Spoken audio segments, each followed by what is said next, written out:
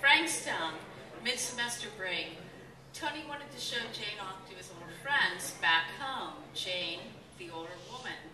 He was young enough that just a few years of age difference stood for so much more. They went to Joey Martinelli's pizzeria. Joey... Sorry.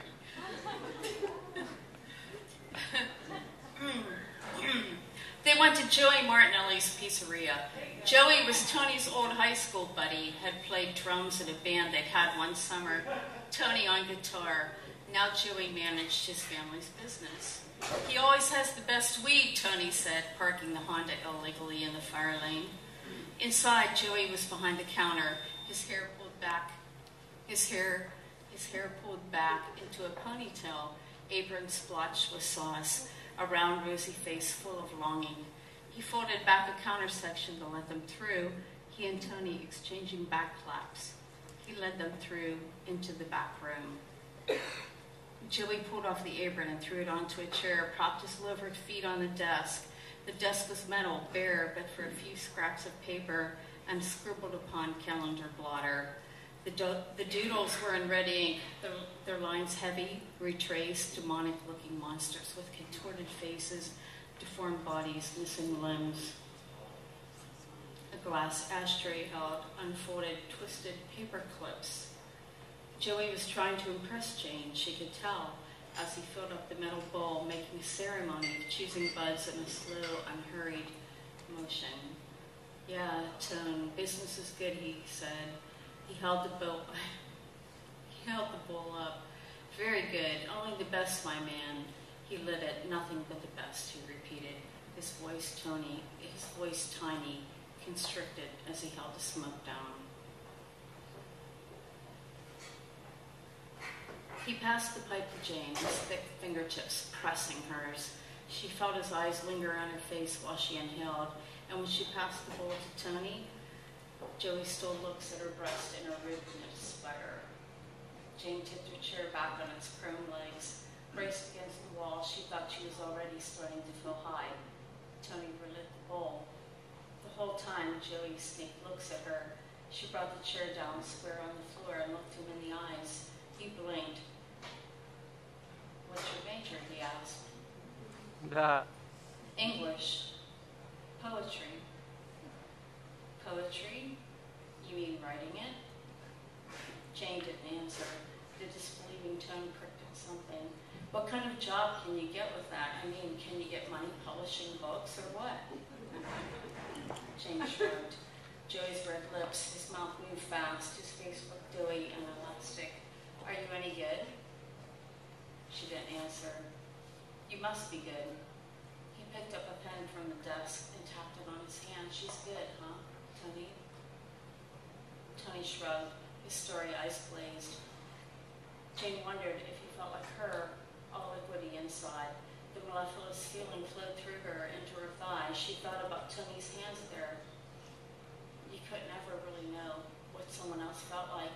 Not really. Tony answered. She's wondering good. Joey nodded as if he knew. I've never shown Tony my poems, Jane said. This seemed funny and sad. They all laughed and grew quiet and laughed again. Jane said, let's get a beer. Tony's mother was still up when they got back. From the kitchen, where Tony rifled through the refrigerator, Jane saw her in the living room, sitting in a triangle of dense, mildewed-looking light. She wasn't knitting or crocheting or reading. The TV wasn't on. An open book lay on the coffee table before her. Beside that, a cut crystal candy dish held silver balls, sparkling in their cellophane. Zach would have loved that. Jane doubted if he'd ever been to a house where someone put out candy. Tony was holding out a block of cheese when his mother called out to him. Tony, her imperious tone. He dropped the cheese back in the drawer and took Jane's arm, began making silent gestures, a cryptic pantomime, some sort of plea. His bloodshot eyes were wide, and Jane was reminded, unpleasantly, that in so many ways he was still a boy. What, she whispered. But he shushed her, putting a finger to his lips and shaking his head, and started off into the living room, beckoning for her to follow. His mother's eyes looked Jane up and down. They'd met earlier, briefly, before the pizzeria. Tony's mother was coming up the driveway with a bag of groceries. Now, the scrutiny was unnerving. She said, "I put towels in a washcloth in the guest room for you, Jane, in the event that you would like to shower." Her eyes held a flaminess, and her lips seemed to naturally purse together at the end of each word. Jane's bulky tongue, a metallic taste in her mouth. "Thank you." She looked dirty, unkempt.